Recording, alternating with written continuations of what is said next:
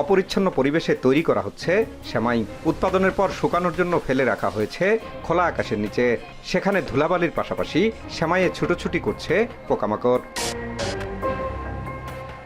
ঈদ উপলক্ষে ঠাকুরগাঁও সদর উপজেলার বিভিন্ন এলাকায় তৈরি করা হচ্ছে বিভিন্ন রকম সেমাই।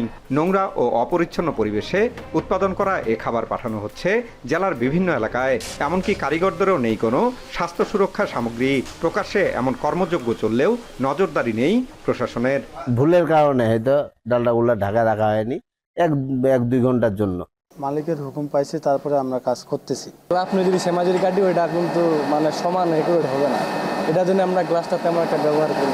ময়লাযুক্ত তেল দিয়ে কিন্তু সেমাইগুলো ভাজানো হচ্ছে। প্রশাসনে কিন্তু কোনো পদক্ষেপ নেই। সরবরাহ আমাদের শুরু হয়েছে, তো সামনে আরো 4-5 দিন পরে চাপটা আরো বেড়ে যাবে।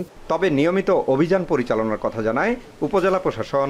ভুইফুর ব্যবসায়ী হঠাৎ করে তারা অস্বাস্থ্যকর পরিবেশে এগুলো উৎপাদন করার একটা প্রবণতা প্রতিবারই দেখা যায়। যদি আমাদের নজরে আসে তাহলে অবশ্যই আমরা তাদেরকে আইনের আওতায় নিয়ে আসবো। জেলা ব্যবসায়ী সমিতির তথ্য মতে ঠাকুরগাঁও সদর উপজেলায় অন্তত 20টি সেমাই কারখানা রয়েছে। প্রতিটি কারখানা থেকে গড়ে দৈনিক 10 মনের বেশি বিভিন্ন ধরনের সেমাই উৎপাদন হয়।